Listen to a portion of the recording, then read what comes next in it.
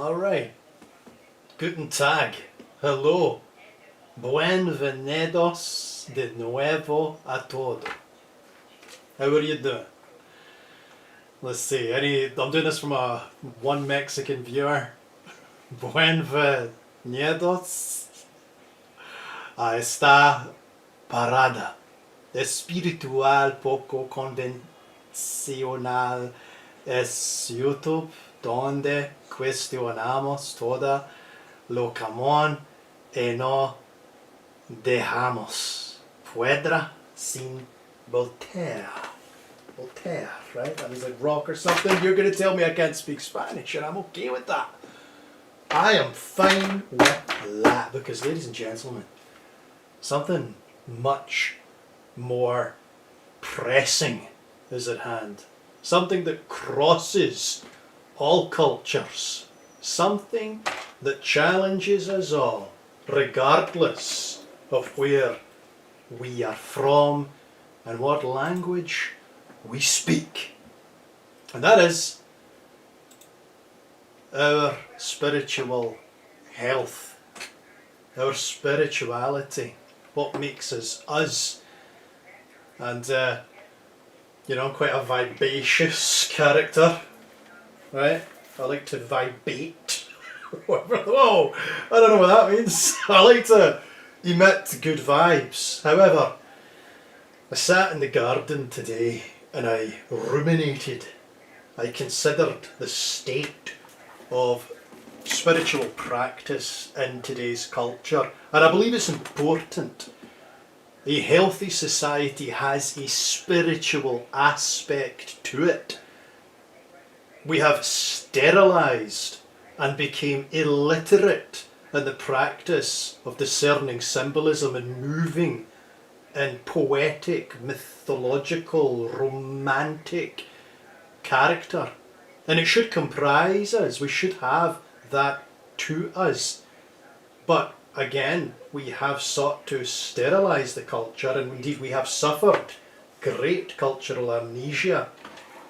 And my call is for us to remember who we are, and indeed refresh the spiritual victories that we should rightly be the inheritors of, the heirs of. And that doesn't happen by accident. We need to assert ourselves. We need to assert the victory. By God, it was hard won. Of course, it was always destined to be won. But I want us to reflect on it tonight.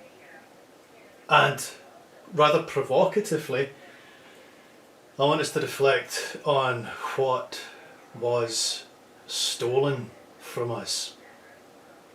So that's what I was thinking about in my garden in the sunshine today. Thinking about what we've lost, thinking about what's missing. And that's when I found a little keyboard key, the control key, just sitting there on the dirt in front of me. And it was quite poetic. Although I'm quite a poetic person, but I see symbolism in things. I don't necessarily have to attribute divine inspiration to them, but I look for them. I'm trying to exercise the romantic aspect of my character. But there it was, the little key, and it gave me something to chew on. We often talk about the spiritual life as if it's some puzzle we're meant to solve quietly, obediently, inside the lines, handed down from religious systems and rationalist philosophers. But what if the puzzle was never ours to begin with? What if the pieces were switched out centuries ago? What if there's something missing that is required to properly calibrate ourselves, to properly discern spiritual truth? Could something have been taken from us? I think so. And I don't necessarily attribute an insidious wickedness to it, but people often say the purpose of the system is what it does. Doesn't matter what people tell you the system is supposed to do. The purpose of the system is what it does. And with that in mind, when I look at that little control key and I sit it on my table, and the table just so happens to say Lifetime. I didn't know that was a brand of table. I didn't really notice it before taking the picture and seeing the poetry play out before my eyes. Lifetime control is the fruit of the establishment. And in the past, when you spoke of the establishment, you spoke of the church as much as you did any political establishment, governance. It was all one, all one. Hence the movement anti-disestablishmentarianism. But yeah, you know, is there something that's happened here? Is there a kind of cultural theft of joy? A cultural theft of celebration, a cultural theft of meaning and identity. And that's why I spoke in Spanish at the start of this video. You know, there's one culture that stands out to me. Obviously there's many cultures who embrace celebration, but it would seem that there's something deep-rooted in Mexican culture where they bring so much colour and zest and joie de vivre to life. They understand and have integrated victory, jubilation, joy, celebration, colour, noise, music, sound, laughter, good times, spices, tequila, orale Holmes. They don't say orale Holmes, that's just Eddie Guerrero who says that, but still, that's it, right? That's it, and te extraño. Te extraño. I miss it, and I've never had it really. And you know, us in these Western cultures, these cold climates, we carry ourselves as a cold people. We are embarrassed to have fun. I'm not doing that again. That's what we'll say. I'm not doing that again, brother. Right? You got yourself a little too much to drink last night. No. Do it again. Do it louder. Do it with more people. Turn up the volume. Have fun. Enjoy yourselves. Enjoy life. But the thing is, that's taken from us. It's been rinsed from our cultural expression. And instead we tell ourselves that we're stoic. We tell ourselves that we're strong, but we're not strong, we're not stoic, we are muted. The passion and the flavour have been sucked out of us like that slush puppy you've been sucking on all too ferociously. Instead of letting the flavour melt through the ice, oh no, that was just sucked up by whom? By the elites, by the philosopher kings. Those who would consider themselves to be the heads of the church and would adorn themselves with the orthodoxy that came to them by what means? Was it divinely inspired? Or was it mere circumstance that led to them acquiring that power and office? And then all they had to do was execute and administrate a little spiritual guardsmanship and continually infringe upon the liberty and the spiritual victory and sap it out. Take it from us. Our joy, our goodness, our culture, that is the maple syrup of these ecclesiastical kings and princes. And what did they give unto us? Indeed, it wasn't until recent years that we even had these spiritual holy writ, the scripture in English, or indeed just in the languages of the people. It was retained in Latin, again the spiritual guardsmanship. You weren't allowed to see, you weren't allowed to know. Now, how's that fair? How is that right? Something was taken from us, and I've got a list of names of the people who took it. Oh, and we're going to mention some names. We're going to drop a couple of names tonight. And I've got the whiteboard hooked up and a camera already set. And we are going to make a list. And then we're going to hunt down these no, we're not going to do that because they've already been dead for over 1,000 years. But we're going to sensitively, gingerly, open-mindedly critique. Or maybe we'll just go in there and brawl, right? None of this, oh, I'm going to critique it. We're going to do an intellectual brawl. It's going to be a royal rumble. And you know the first person out to the royal rumble is going to be Ignatius of Antioch. You already knew that. I don't need to tell you that. But I feel like I probably should tell you those things because I'm clearly just ranting. But this is the core. This is the core of it, right? You know, I tried and I succeeded in exploring these ideas in a very sympathetic, compassionate, sort of intellectually benign and gracious way.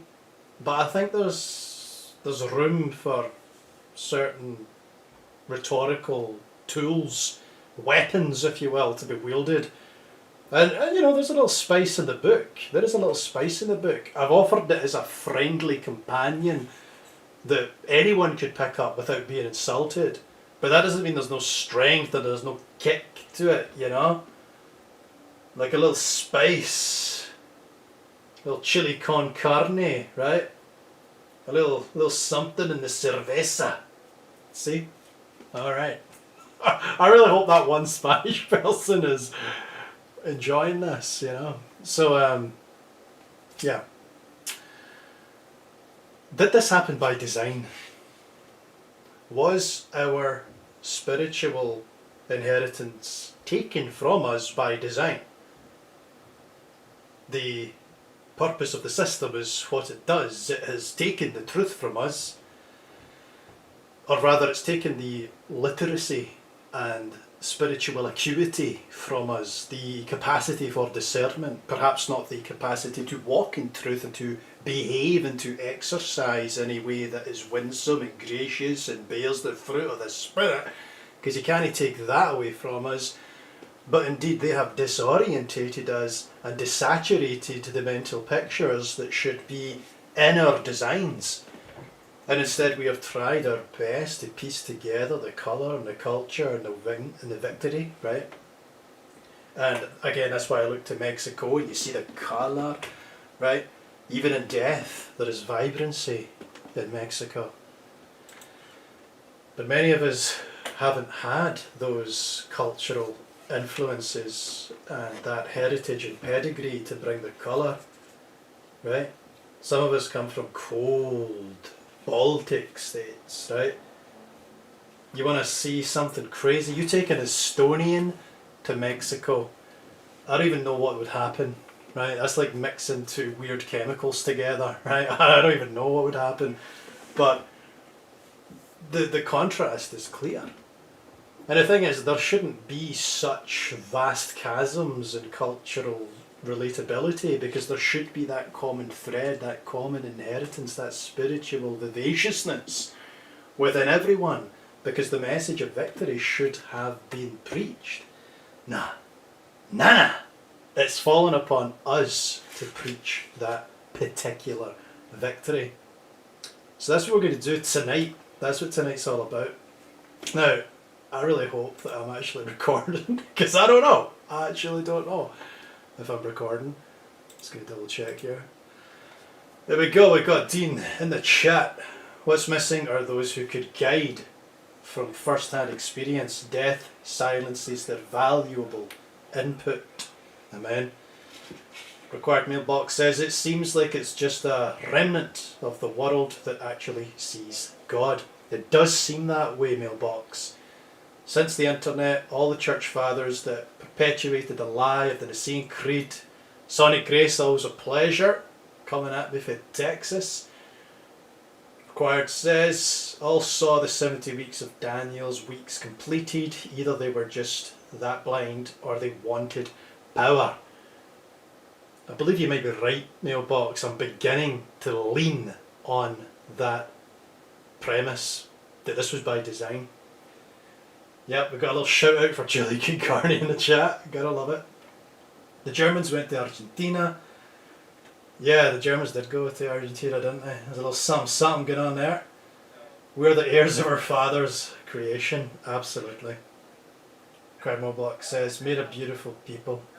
That's it. You know, the Germans who went to Argentina, largely regarded as the most beautiful theology. I don't know.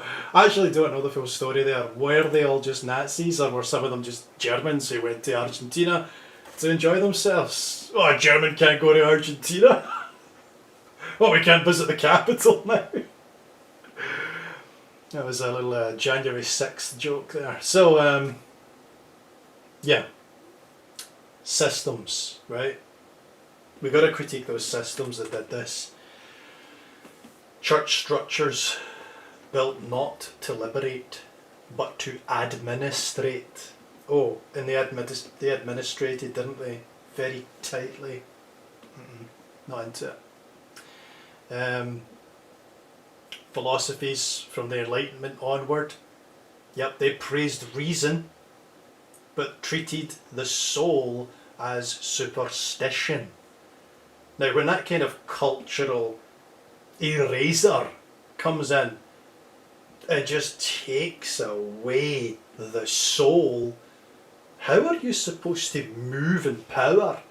How are you even supposed to speak the words? Because they take the language from your mouth. You can no longer speak the appropriate terminology to express the truth.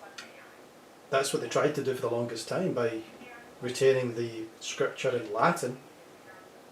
And again, people could always move in the spirit, of course. But they muted the capacity to, as individuals, engage with that text. You know, one of the greatest things we did in Scotland was build schools to teach biblical literacy. That's what started something called the Scottish Enlightenment, and there was much that came out of that to the advancement of society. That's where you get your economics, your free market economy, you know, Adam Smith and other people as well. Yeah, you get a lot of great Scottish thinkers out of that period, and a lot of that goes towards the drive towards biblical literacy. But even there, it wasn't pure. It wasn't pure. It was on we're going to get these kids to read the Bible so they can adhere to the proper belief. Oh, you still had to walk in the orthodoxy of whatever they said was right. So that was good for reason, but not so good for the soul and spiritual expression. And so we live in a world of restrained celebration. We wait for heaven, but forget to live. We apologise for joy. We second guess connection. We hide grief and bottle up hope like it's dangerous. We don't feast, not truly. We get drunk, we get high, we chase a feeling, and then we feel guilty because the world has trained us to distrust jubilation, to fear that kind of power. But here's the truth. Hope deferred makes the heart sick, yes. But hope deferred is a kind of torture. It's a kind of torture. And it's created national pathologies. It's warped us and hurt us, physically and mentally, because the two go together. You break the soul, you break the mind, you break the body. And that is a grievous thing. When, oh my goodness, it could be so much better. So much better. We could rise above tribalism. We could rise above racialism. We could rise above every socio-economic division. And we could celebrate each other. Celebrate the beauty that comes with each other, you know, the distinction of one another. And that great unity of soul. You know, I was reading an article from a Solami immigrant in the United Kingdom who was criticising Keir Starmer for his immigration rhetoric, and you know, beyond all the noise, I noticed her name, Hafia Sophia Aden. I thought that's a nice name. I wonder what I should call her, because I wanted to make reference to her in a comment. What's the culture there? Do you use the first name or do you use the surname, or what is that? Do you know what I learned? That her name in the Somali tradition is not like you or I. It's not like our names in the Western world, in the Anglosphere. Hafia is her name. Sophia is her mother's name. Aden is her grandmother's name. In the Somali culture, your name shows your heritage. You take the name of your parent and your grandparent. And I thought, you know, that's so nice, right? And you get things like that, even in the Hebraic tradition, right? You can be, you know, Yeshua ben Yosef if you want, Yeshua son of Joseph, Jesus son of Joseph. And even we, you and I, who are speaking English, we have rich culture that you just don't know. Why? Because we have sanitized our history because of reason. And look, there's good things that come out of reason. You know, the Western world has enjoyed wonderful technological advancements by quieting the soul and turning up the intellect, right? Ian McGilchrist, a psychiatrist, wrote a wonderful book about this called The Master and His Emissary, speaking about the two parts of the brain, the highly reasoned scientist and the romantic, and how we quietened down the romantic and gave all power to the scientist. And it served us well to a point. But the point of failure comes where we lose heart. You know, in the UK right now, do you know what we're doing? We're conducting research to blot out the sun, and we're investing billions in developing solar panel fields. And the UK has a country in it called Scotland, right? Scotland receives the least sunshine of any country in the world. Not quite, we're fifth on the list, right? There's a few Arctic places that receive less sunshine, but because of our cloud cover, we're about fifth on that list. And yet, they're trying to blot out the sun and set up these massive, expensive solar panel fields, when policy would dictate and common sense would dictate you should invest in nuclear. You know, it's clean, it's makes you self-sufficient. You know, France relies on nuclear and it never has any power outages. In fact, it's got too much power and it has to give it away. Whereas Spain and Germany and Portugal had a massive blackout just last month. So, you know, and then Germany relies on Russia. We're not getting any politics. We're not. And yet we are, because it's all politics, religion, it's all that stuff, man. It's a quiet, daily despair that wraps around your heart like ivy. That's the inheritance we have. But as I say, I looked at Mexican culture and I saw something different. I saw people that celebrated as if life mattered. Not in some careless, hedonistic way, but a way that's rooted in culture, a way that's rooted in family and in soul. You know, they have something. They have something, a movement. Spiritual inheritance. Something that hasn't been fully erased. You know, even in their hardship, there is song. You know, there is laughter. There is dance. A wee salsa. A wee salsa. Last time I did a wee salsa must have been in Florida. In St. Augustine in Florida. Oh, we're going to talk about St. Augustine. You know what? We're going to do the list of names next time. Because I am exhausted. It's incredibly warm in Scotland just now. It's only about 73 degrees Fahrenheit, 75. But in the UK it's very humid. We get the Gulf Stream, right? The Gulf of America, right? The Gulf of Mexico, Gulf of America. It comes up and it's like a heat trap here.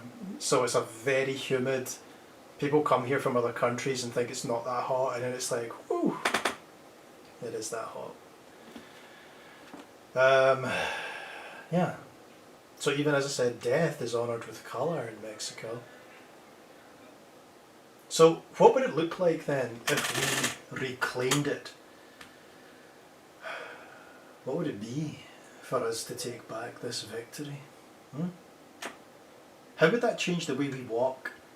The way we talk, the way we commune, the way we do church, the way we do comings together, the feelings that we feel, the psychological infrastructure change, the way our brains will, in their neuroplastic way, adapt and morph and grow. You know, there's a test called the knowledge that London taxi drivers take, and what they did was they scanned in MRI scans the brain of people before and after, and what happened to the London taxi driver is the parts of the brain that retain and deal with spatial awareness visibly grew in mass after they'd learned all the different routes and roads of London. We have been blessed with the capacity to adapt, to change. Something inside us, even our biomarkers, what do they call it? Epigenetics. Our genetic markers can signal and change once our psychology changes. And it's this wonderfully adaptive response. You know, they say like a domestic pig released into the wild will instinctively grow tusks. A little bit exaggerated, but you know, it's true. They will get those tusks in. They'll start rooting around and agitating the parts of the face or whatever it is, the jaw muscles, whatever it is that creates and loosens up, and oh, next thing you know, you got a tusk. I don't study pigs, right? But the metaphor stands. So yeah, what would that world look like? I don't know, I'm curious. If we remembered our capacity to celebrate spiritual victory. Makes you stop and think. Makes me realise just how desperately I need some water in this moment. But I don't drink just mere water. I got that aquavitae. Right, I got that water of life. So yeah. That's what my book's trying to give back. That's what my book's trying to provide, in a sense, as an answer to all that stuff. Because those are the questions that drive me. Those are the things I want ministered to. And I have tried. I have made an attempt. So, yeah. I think that's, you know, it touches on the heart of the issue. A restoration of what was stolen. A new lens to see what the age to come really means. And that it's not some far off dream, but a present spiritual reality. something we've been conned out of living. So this is about letting the winds come forward, right? It's about learning how to express joy, how to breathe that in, right? It's not about regretting hangovers. We're not doing that so much, right? It's about anticipating jubilation, right? We should lose the mantra, oh, I'm not doing that again, and lean into, let's do it louder, let's do it happier, let's build, right? Let's not silence our souls any longer. Let's wake up. So that's what I want to do. That's all I'm going to do. I'm going to end this video with an invitation. An invitation to my house, my address. I'm not going to do that. I'm not going to do that. But I would. I'd love to do that. Like go in just a nice big house with a nice big garden. America's good for that. You could get like a nice ranch. A lot of YouTubers do that. Some YouTubers are so successful they buy ranches and then they invite people out. Like that Suspicious Observers guy, he's got his ranch in Nevada. I don't know where the New Valley of the Sun, whatever that is, right? Is that near Vegas? But no. I want to invite you to ask yourself 3 things here. Who benefits from your silence? Who profits from your despair? What did they take from your story? And what would it look like to take it back? I like that. Who benefits from my silence? Who profits from my despair? What did they take from my story? And what would it look like if I took it back? I like that. And it's not to say that my book is the answer. It's a map, a hope, and I hope it helps orientate us all. But you don't need a book for that. You just need to lean into the spirit, right? That's what truly matters. Relationship with God, dynamic, mysterious and strange and romantic, and something that's amathia. Is that how you say that word? Something that's amathia to the rational mind.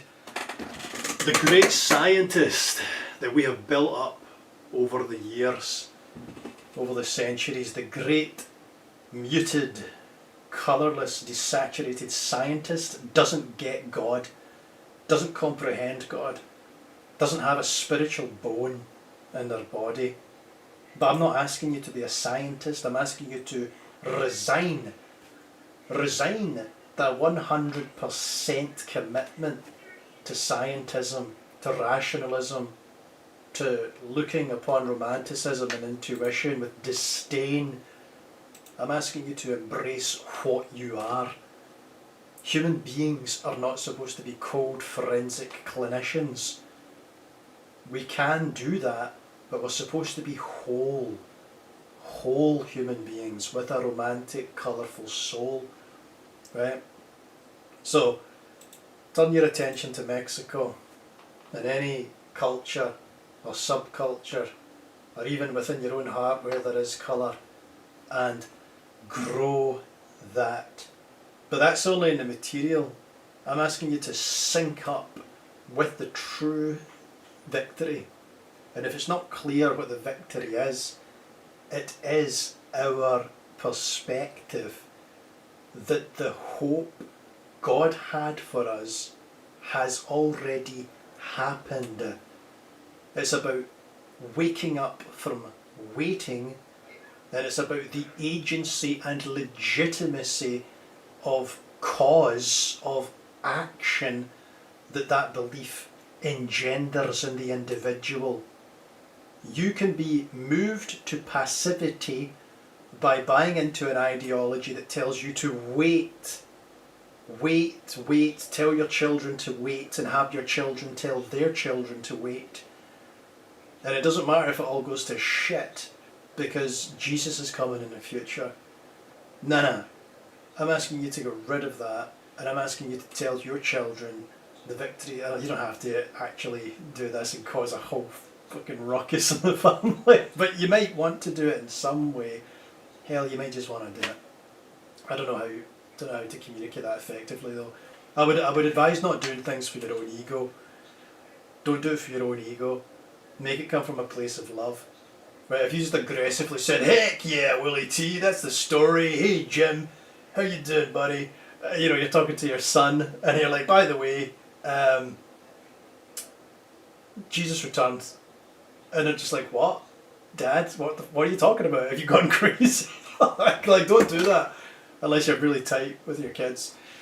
I would recommend showing the heart, showing the fruit, hosting the feast, hosting the dinner, breaking bread, and the moment will come because the moment's undeniable. If you try and force the moment, then you better be very charismatic, and it might not be your gift, but when the moment comes, there's a stillness, there's a beauty, there's a red carpet that's been rolled out for it. You all know the moment. You all know that moment because that moment comes into your life and out of your life. It's like the blowing of the wind, it's like the spirit. It just kind of cinches up. You know you're in the moment, and you can't really. This is why the scientist fails, because what I'm talking about is a romantic, intuitive moment. Maybe the light is just perfect. Maybe there's a still breeze. Maybe it's just atmospheric. Maybe there's been a lot of joy. Maybe the satiation of your stomach and your appetite. Maybe you've laughed until you're rosy cheeked, and it just stillness, a sudden stillness comes, and you're just there. And it could be with your friends, could be with your partner, could be with your children, could be with your parents, could be anything. You might just segue into something about spirituality. You might just look up at the stars at the night and say, what's this all about? Who are we supposed to be? You might just say, I think we're supposed to be happy. I think we're supposed to be happier than we are. I wonder if there's a message about that. And then you just pull out my book and you're like, what the conk about that bad boy? I don't know. But you'll find a way. We'll find a way. That's what's happening right now. Guys, when I started this video, I went to the great bother of setting up this right here, which is the board. And I was going to spell it out for us, right? What I'm going to do for us right now is put the light on so we can see what we're doing, right?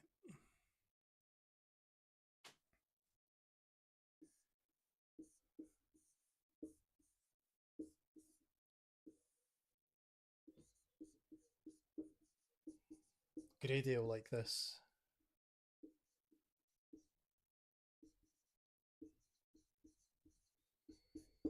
Victorious eschatology, victory. That's what we're talking about, right? I was going to put on the whiteboard all the names, all the different names here, right? Where we're going to go through the list. I told you there's a list. There is a list. But I'll do that next time because I'm losing my wind. I'm losing my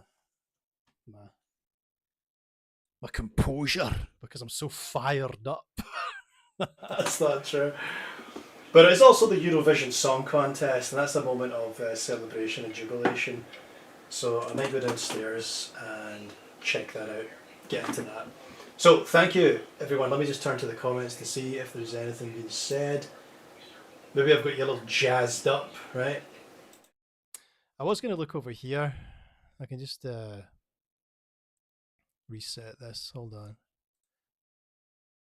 Video capture. Cancel. There. The Pope, right? Because I was wondering, what was the Pope being sent it? Because he's got a Twitter feed now.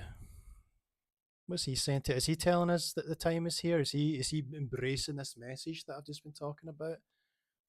He says, "Peace to you all. This is the first greeting spoken by the risen Christ, the Good Shepherd. I would like this greeting of peace to resound in your hearts and your families and among all people, wherever they may be, in every nation and throughout the world." Like, what does that mean, Mr. Pope? What does that mean? That sounds like spiritual chloroform to me. That it is just peace, peace, peace, peace. I'm so peaceful right now. We don't need peace, right? We've got peace, right? What we need is celebration. What we need is joy. But let's just, yeah, it's not a bad message, right? It's not a bad message. Over a century ago, Pope Leo the 13th, the 13th, noted that the preservation of Eastern rights is more important than is realized. Yeah, that sounds like boring crap that means nothing to anyone. No, I'm only, I mean, it might mean something, but it's not on point with my YouTube video. And the Pope should be a subscriber. If he's not already subscribed, I'm gonna leave him a comment on X and tell him to. I might have him on the channel. We'll interview the Pope next week. We'll do that next week after I've appeared on Joe Rogan. The ancient yet ever new spiritualities of Christian East offer a healing balm, the emerging awareness of human misery with awe for divine. Oh my goodness, mate. All right, human misery. Yay. All right. I mean, look, that's something we need to interface with, but we got to do it the Mexican way. Pope Leo, come on. But okay, there's nothing wrong with that message. So that our lowliness never leads to despair but invites us to welcome grace, that's okay. There is so much violence and so many wars in our world. Amid this horror that should provoke outrage as people die in the name of military conquest, stands the call of Christ that repeats, "Peace be with you." Understandable, there is a lot of conflict and war in the world just now. A message of peace is not bad. I can't condemn it. He's not saying what I've said in my YouTube video, but I can't criticize the man for that. I will, but I shouldn't. Christ's peace is not the silence of the tomb after a conflict, and it is not the result of subjugation. Peace is a gift that gazes at others and renews their lives. Let us pray for this peace, which is reconciliation, forgiveness, and courage, to then turn the page and start again. Start what again, though, Pope? Can we start joy? Can we start victory? Can we feel the refreshment of that? You keep taking us back to a status quo. Right, let's say we've got some peace. Let's say there's peace in the world. There's peace in Scotland. Nobody's trying to go to war with me. Ever since the Battle of Culloden 275 years ago, there's been relative peace except from a few bombs dropped in the 1918 and 1930s. But other than that, not too bad. Not too bad. The question is, what do we do? What do we do with that? What do we do with the peace? And what is the answer to the war? Right? Because you need something. You can't just have no war. You need to get to the root of why there is conflict. And it's usually around about tribalism and racialism and ethnocentrism and nationalism and resources. And maybe if there was a spiritual message that highlighted and emphasized the unity in our diversity, there could be something beautiful emergent from that. And I'm not just talking about diversity, equality, and inclusion, right? Which has a lot of negativity attached to it because it's bound up in its own religion. I'm talking about authentic regard and love for one another as unique and different people, but in oneness with that great love, God. The Holy See is willing to help enemies meet so that they may look each other in the eye, and so people may be given back the dignity they deserve. The dignity of peace. With heart in hand, I say to the leaders of nations, let us meet, let us dialogue, let us negotiate. Again, not bad. I can't fault him for saying these things. You can't just turn around to dignitaries and say, hey, Jesus actually arrived. That wouldn't really do anything. It needs to come from the heart, and So far, so good. I love this message. War is never inevitable. Weapons can and must fall silent, for they never solve problems, but only intensify them. Those who sow peace will endure throughout history, not those who reap victims. Others are not enemies to hate, but human beings with whom to speak. You know, I mean, that's fire. That's actually really good stuff coming from the Pope right here. Peace is built in the heart and from the heart by eliminating pride and vindictiveness. Let us carefully choose our words, for words too, not only weapons, can wound and even kill. Working for peace requires acting justly. Every effort should be made to overcome global inequalities, which allow opulence and destitution to carve deep divides between continents, countries, and even within individual societies. Peace cannot be built apart from truth, which we Christians believe is not the affirmation of abstract principles, but an encounter with Christ. Truth enables us to confront the challenges of migration, the ethical use of artificial intelligence, and the protection of the earth. The Jubilee is a time of conversion. Okay, I don't care. The social doctrine of the church teaches us that more important than problems themselves or even their eventual solutions is how we approach them. We are guided by the criteria of discernment, sound ethical principles, and openness to God's grace. Those who bear witness to social commitment, popular movements, and various Catholic workers' organizations are all an expression of those existential peripheries where hope endures and springs anew. I urge you to give voice to the poor. I gotta tell you, guys, full of crap. I'm only joking. This is really nice. This is actually a lovely message coming from Pope Leo the 14th. Top chap, top lad. He just needs to he just needs to agree with me to be perfect. No, I don't think that. I don't think that at all. My national church, Church of Scotland, has just said transgender people are made in the image of God, worthy of our respect and love, and part of the Church of Scotland. Great. Thank you. Thank you, Church of Scotland. Is that, I mean, it's controversial, right? It's controversial. So that tells you what the Church of Scotland is. We'll leave that. Thank you. And yeah, we'll leave it there, guys. So, actually, I'm not just going to leave it there. I need to read some comments because I get a bit of joy out of that. Oh, look, we've got some good chat here. If I stand up, I can't really see them, so I need to put my glasses on. Here we go. I'll just start from here. Sonic says you gotta have some sunshine. I agree. Sunshine just gives me a second wind. Solar panels work great in cloudy weather, lol. Alright, okay. Yeah. I mean, we need to test that theory. No, I know what you mean. It's ridiculous what we're doing. They have cartels that keep them feeling alive too. Yeah, you gotta, a spirited cartel is kind of what we need everywhere.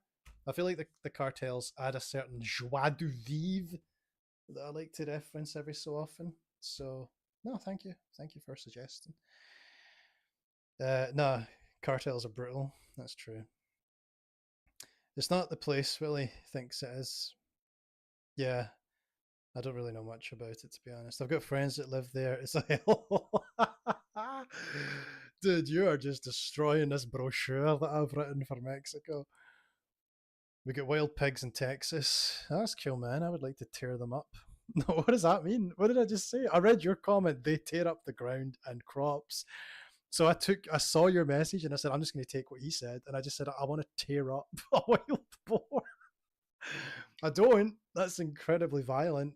Possibly other things too that would get me put in jail. But I do like the occasional pork chop. I'm partial to the occasional pork chop. Apologies to anyone who doesn't partake of the swine. Yeah, hot weather over cold. Come on, we're a tropical people, humans. Oh yeah, Texas is lovely weather, man. Oh, so you're both Texans then? I love the company of Texans. You know what I mean? I've just been watching Walker Texas Ranger. You know what I'd love to do? I'm going to try and get to Texas at some point. I'll go all over because I think it's a wonderful state. But I know the headquarters for the Texas Rangers is in Austin. And I just want to go in there. I don't think they can accept things like donuts and stuff for people because they might be contaminated, but just give them a gift voucher for like Dunkin' Donuts or something. I've got a good respect for Texas Rangers. You might tell me now Texas Rangers suck, but I just love the historical heritage. And, they're like your own personal FBI, I think they're pretty cool. I like the tradition that they maintain. Uh, yeah, all the great scientists believe in God. Somewhere it changed. Yeah, I mean, most Nobel Prize winners believe in God, so that's an interesting fact. Einstein among them. Yep, revelation only comes from God. Can't teach the revelation. He introduced theoretical mathematics and stole patents. Gravity is still a theory because of him. Pope Leo, Gulf of America baby. Yeah, Pope Bob again, right? The first, well, maybe the second Pope Robert. I think there was a contentious Pope Robert in the past, but I love that. An American guy called Bob. Sonic says Pope might get a revelation, Willie. That's true. You never know. Simon says the UK was Christian when I was a child in the 60s. Whether Church of England or Roman Catholic, people had more liberty as doors could be left unlocked, unlike now. And a second coming was not even talked about or needed. You're right, Simon. There was something of a happier vibe, wasn't there? And things have become much more cold and cynical and distrusting because of the disharmony that we've invited into the country. And I don't mean to be contentious about that. Lots of people like to make that much more contentious than it needs to be. It's just to say that there used to be greater harmony. It's not. I'm not advocating a heterogenic society. I don't think that's the answer. There can be difference and vibrant difference, but there needs to be a sufficient cohesion. And I think the numbers, like I think someone said it, between the Battle of Hastings in 1066 and the 1960s, we have now had almost double the amount of immigration in the last generation than that whole span of almost like 1,000 odd years. So that's going to change the tone and the togetherness, the stickiness of society. And you see that people call it the balkanization of the United Kingdom, where there's lots of different competitive communities. And we already have that. We've already got sectarianism in the country in Scotland between Catholics and Protestants. And it might not be as bad as it was, but and nowhere near as bad as Ireland, but it still existed. And rival towns, Edinburgh, Glasgow, and even just the next town along, everybody has to hate them, right? There's always a rivalry. So we already had little moments of disunity, but we didn't need more. We needed less, but we got more.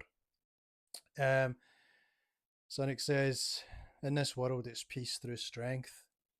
Yeah, I think in this world, it is indeed peace through strength. Uh, because we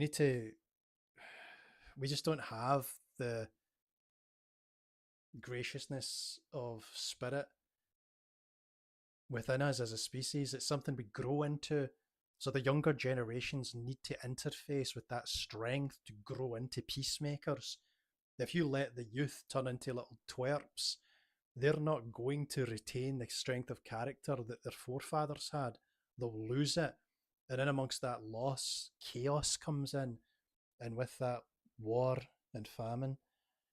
That's just the way the world works. Krista, good to see you.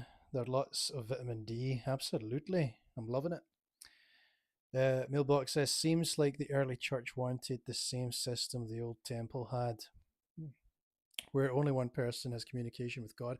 Mailbox, that is an incredibly astute observation and one that I maintain. I do believe that all the early church did was take the shadow, the old way, and then just replicate that. They adorned themselves with shadow, and then they just tossed that into the future for a couple thousand years. Well, you know what? We ain't catching that, right? We've been immunized with the vaccine, a real good vaccine, none of your AstraZeneca bullshit. No, it's a good vaccine. We have spiritual stuff, right? So there's something to be said for that. Mailbox said, so heretical if you think about it. Yeah, amen. The last Jubilee was the first century. Yeah. I believe common sense is a supernatural prophetic power from God. I do believe it is. Well, I'm going to take a break, guys. I am going to go get myself a drink of water, and I'm going to get some a really hard drink and watch the Eurovision Song Contest. Thank you. I hope this resonated with you. I hope it quickened your spirit and orientated you and kept you a wee bit sustained. It certainly made me feel a bit more energized about these things. So, all the best to you. God bless, guys. Thank you. And Simon, always a pleasure. Sonic, always a pleasure. Mailbox, always a pleasure. Krista, always a pleasure. And everyone else who sees this, always a pleasure. And yeah, I need to go to Texas, Florida, Texas. That is the agenda for me next. So peace be with you. To quote a good man, a couple of good guys. Peace be with you.